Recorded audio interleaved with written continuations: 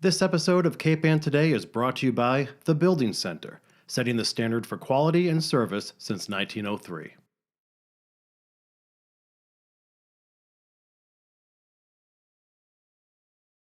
Hi, Ethan from the Gloucester Daily Times. You've had a busy week, including covering a building that fell down. Tell us what happened.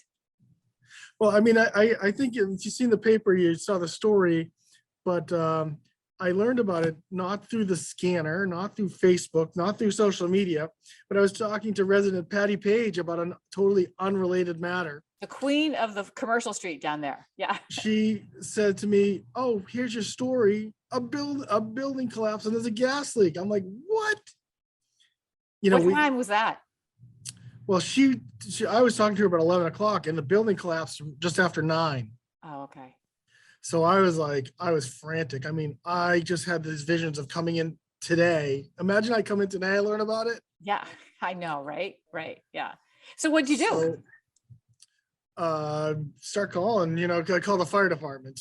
Yeah. And I got the lay of the land. I was confused about, I'm learning my Gloucester, my way around Gloucester. So I go down, what building? There's no address on these buildings. I was confused about the address a little bit at first, because they say it's the old North Atlantic seafood, and if you Google North Atlantic seafood, it comes up with one address, and it's like no. But I did a lot of deed research and looking through city records, but it was one of these things where like, oh my God! So our photographer Paul Bilodeau out the door had all the photos up before I could even. Yeah, we love Paul Bilodeau. Yeah, he's a national treasure. Yeah, he's a treasure. And so I go down there. You got to go down there, and I was looking for Vito Giacalone's sons, because they own Fisherman's Wharf, right? And they have that wholesale business. Which the day before, because I had covered the chamber. I don't know if you want to talk about the chamber, I covered the chamber breakfast about housing, and I was admiring this mobile seafood market and looking at the price of cod and going, It's great. Wow, great. So the next day, in December, Vito Giacalone bought this building in December. Yeah. And so I wind up talking with the father of the guy who does a fish market. Vito. Yeah. Total weird coincidence. Yeah. Wow. So maybe I'll go down there today and get some fish, because it looks really good. This is a pure Gloucester coincidence that one day you're at the chamber, the next day, and you're talking to some guy. The next day, that guy's building falls down, and you're out there covering it. That's like total Gloucester. Yeah, I was just like, oh, well, I wonder more about this mobile fish market. So I know I ran it. So it was just happenstance. I went down there, and I was like, whoa, there's a building.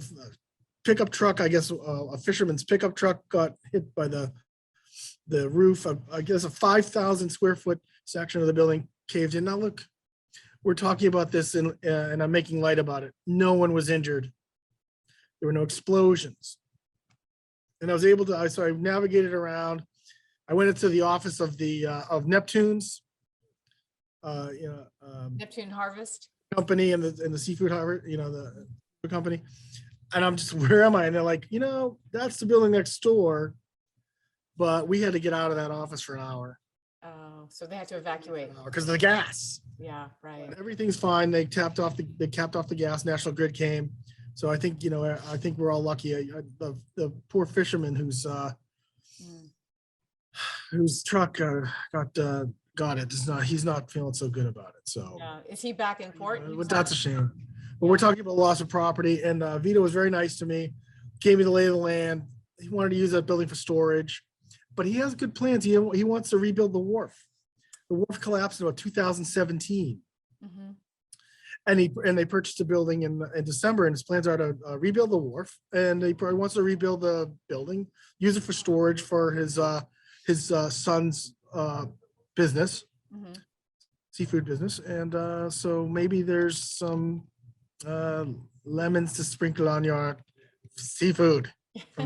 Well, the building has to come down. That's the other upshot from this. Right. Well, I think we should all watch this space watch the building and watch your covering of that building, because I think it's always good to see, I don't know, more marine industry on the harbor. And it sounds like that's what the Gigolonis plan on doing, right? Yeah, I think it's good. It's not condos, Right. right? But So Ethan, let's, speaking of explosive events, can we transition to last night's planning and development committee in Gloucester? yeah, last night the city council's planning and development committee took up the zoning amendments, which have been fairly controversial in the city. The whole idea of these amendments is to create infill development. So instead of chewing up more raw land, they're trying to tweak zoning. So if I want to convert my house to a 2-family, I got a single family, and I want to convert to a 2-family, and I just want to put on an addition on the back or bump up a dormer, I don't have to get a special permit. That can be onerous. You just want to go to the building inspector. You want to go to the building inspector. I want to put an addition on my home. Right. No. So in much of the city, this is requiring a special permit. Mm-hmm. So they want to allow it by right. Mm-hmm. And it's very interesting. I was talking to Jason Grow yesterday, and he pointed out last night, you talk about single to 2-family conversions, it's already allowed downtown in that R5 district. Mm-hmm.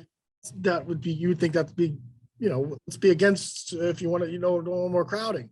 You're already allowed to do this. It's already by right. They took it out as of the amendments. It was already in there. They're taking it out. So that was decided last night that they took that out of the R5? Well, yeah, they decided to take it out because they don't need to put it in. Right. It's already Smart. there. Yeah. Jason pointed out, Jason Gross, council at large, one of the things you thought was going to be a change was the single family conversion to 2-family. It's already there. It's already in the zoning table. Okay, so they didn't know outlying that districts, outlying districts would allow this for. So, okay. I mean, it's an issue of fairness, because if I want to knock the single family house down and put up a 2-family, I can do it. Mm-hmm. If I have a piece of land and I want to put up a 2-family house, I can do it. Mm-hmm. I want to put a dormer on my house, I got to go for a special permit. So Right. that's a lot of the discussion that's going on the zoning. Now there's a parallel track. Mm-hmm. The tracks are right up behind the Gloucester Times right here, but there's a parallel track of the mass MBTA communities. Mm-hmm. They're looking for transit-oriented development, and they're telling seasoned towns, hey, MBTA communities, you got a zone for transit-oriented development in your city or town. Mm-hmm. And it's caused some consternation in Gloucester because the district would have to have over 2,200 units of housing. No one's really sure what this means. Mm. So at this marathon session, over and over again, this kept coming up. Mm-hmm. So here's the deal. The short end of the stick is the planning development forwarded about 5 or 6 zoning changes to the city council, not all of them. Mm-hmm. They tabled the height. I'm sorry, say that about the height. They tabled the height. Oh, they did. Oh, They're not going to talk about height. yeah, that's great. They said, we're going to stop this. And they also tabled the conversion to 2-family to 3-family in the downtown, what's called the R5. They tabled that. They said, you know what? Let's see how the TOD communities discussion zoning plays out. Mm-hmm. Mm-hmm. So you had these 2 tracks. The city was trying to create more infill housing. The state is trying to create more transit-oriented development, and they've collided in Gloucester. And, that's where we are. So here's the deal. On Tuesday, they're going to open that public hearing and talk about the amendments that they have talked about. Okay. I don't know, what's going to happen with that, whether they're going to vote or continue the public hearing. But the next day, they're going to have on March 9th, they're going to have a joint meeting of the planning board and the city council to discuss the MBTA communities zoning proposal. Right. So it's just, everyone has been saying, no, these are separate, but they want to see how and whether the zoning changes that they're proposing might solve this.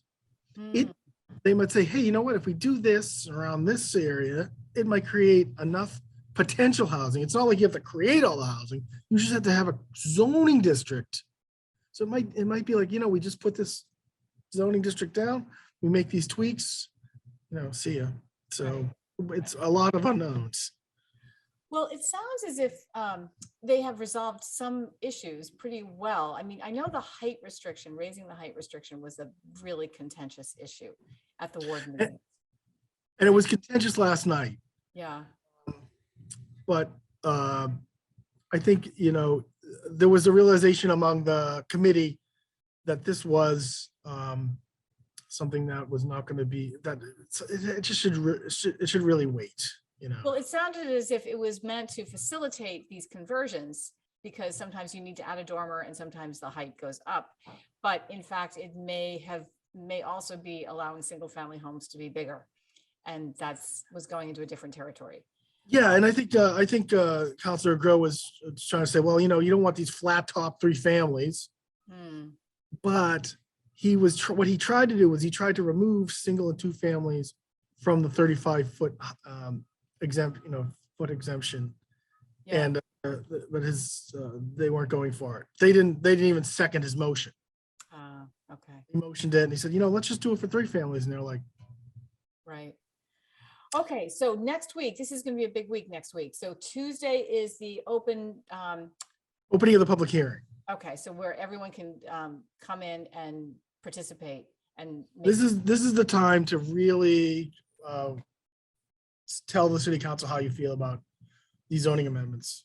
They've kind of been sort of putting it off. Now is really the time, to tell the council how you feel. And then the next night they're going to do the informational meeting on Wednesday for the totally separate issue of the MBTA zoning overlay. But that could in fact solve some of the Gloucester's housing problems, enough of them. So that will be really interesting to hear. Yes, no, I agree. That's very thick, and hopefully I haven't confused anybody. No, you're helping me out. You are. So what else are you working on this week? Well, working on that. Working on a story about the Mass Seafood Collaborative wants a embargo of Russian seafood imports. I'm not sure. I'm not sure how much it's going to affect the Gloucester market, because I think the Gloucester's dealing with fish that's caught here, but there probably is some coming into the city. So there's that. And tomorrow I'm going to GMGI. They're part of a collaborative that could be eligible for a lot of federal money. So they want to talk about their efforts at workforce training. So they're going to be having an event there tomorrow at 11. Great. So that's what I'm working on. All right. Well, we look forward to following up on those stories and more next Thursday. And thanks as ever for being with us. Thank you, Gloucester. Thank you very much, Heather. I appreciate it. Thank you. Bye. Thanks.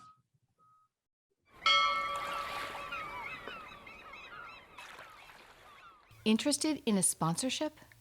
Email sponsor@1623studios.org to learn more.